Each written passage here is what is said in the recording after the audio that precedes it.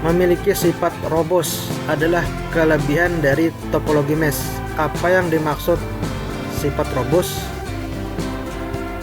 Sifat yang tidak mempengaruhi kondisi jaringan lain ketika satu jaringan rusak, sifat yang akan mempengaruhi kondisi jaringan lain ketika ada satu jaringan yang rusak, sifat yang mempengaruhi suatu jaringan yang stabil, sifat yang menghambat kerusakan di suatu jaringan, dan sifat yang tidak mempengaruhi kondisi jaringan. Untuk ini kalian harus tahu lebih dulu untuk topologi mesh.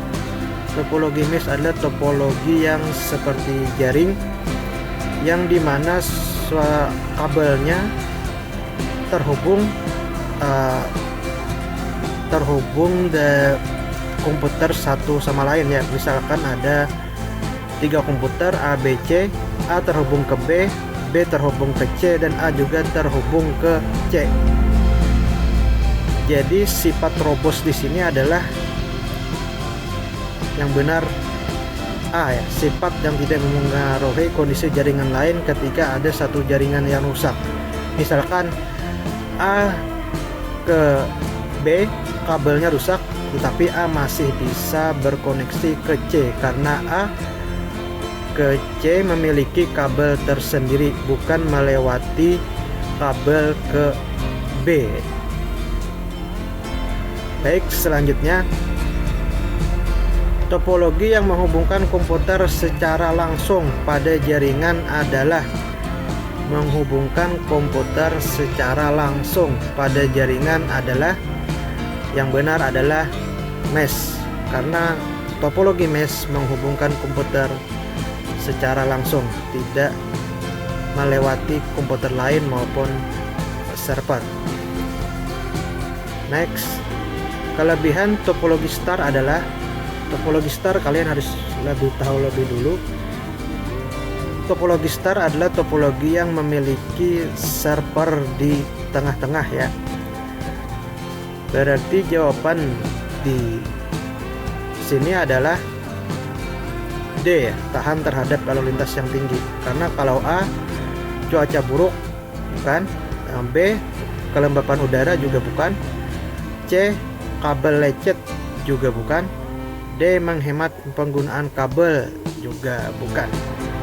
Yang benar adalah D, tahan terhadap lalu lintas yang tinggi. Selanjutnya, subnet mask untuk sama dengan di sini menggunakan IPv4 ya. Ada 4 oktat dan setiap oktat terdapat 8 bit. Untuk bit yang pertama ini kalau ada 1 semuanya ada 8 angka. Ini dibacanya adalah 255. Untuk oktat yang kedua ini juga 255 karena punya 8 bit. 8 bit 1. Oktat yang ketiga juga sama, ini 255. Berarti jawabannya ada di oktat yang keempat. Di sini ada 1 5 bit, lalu ada 0 3 bit.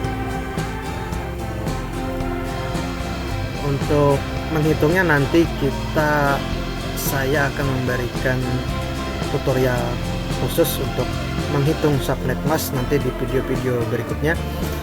Untuk jawaban di soal ini yang benar adalah D ya, 255.255.255.248. Baik, selanjutnya menurut referensi OSI, layer atau lapisan protokol berjumlah, jawaban yang benar adalah 7 ya. Layar lapisan protokol memiliki jumlah sebanyak 7.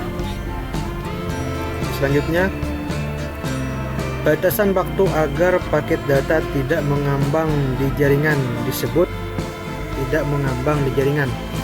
Untuk yang A, request timeout, sepertinya bukan, karena request timeout adalah waktu permintaan telah habis. Lalu untuk B, time to live, mungkin ya. Untuk C, time to live, itu adalah waktu mati ya. Yang keempat, yang D, reply for all, berarti balas ke semua.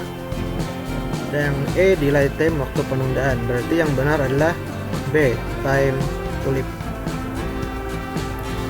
yang berarti batasan agar paket data tidak mengambang di jaringan. Baik, selanjutnya, jika nomor IP tidak dikenal dalam jaringan, maka akan muncul pesan. Yang A, request timeout, bukan ya, karena itu adalah waktu telah habis. Yang B, destination host unreachable, mungkin. Atau yang C, transmit error, juga bukan. Yang D, reply for all, untuk balas ke semua, juga bukan. Dan D, delay time, waktu penundaan, juga bukan. Berarti untuk IP yang tidak dikenal dalam jaringan, jawabannya adalah B, destination host unreachable. Selanjutnya, titik-titik adalah sebuah perangkat untuk meneruskan internet ke klien yang terhubung dengan server. Perangkat berarti sebuah perangkat keras untuk meneruskan internet ke klien, berarti dari server ke klien yang terhubung dengan server. Antara server ke klien berarti dia ada di tengah antara server dan klien. Jawaban yang benar adalah C ya, switch. Karena kalau proxy bukan, gateway juga bukan, LAN dan WAN itu adalah jaringannya ya. Selanjutnya, untuk melihat indikasi pada konfigurasi IP yang terpasang pada komputer dengan sistem operasi Windows dengan perintah, indikasi pada konfigurasi IP yang terpasang pada komputer. Berarti kita untuk mencari IP di Windows dengan cara yang benar adalah A, ipconfig.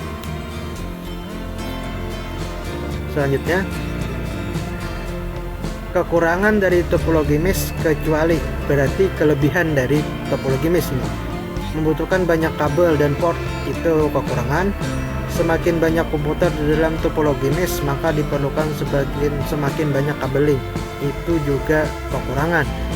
Yang C, memudahkan proses identifikasi permasalahan, ini mungkin.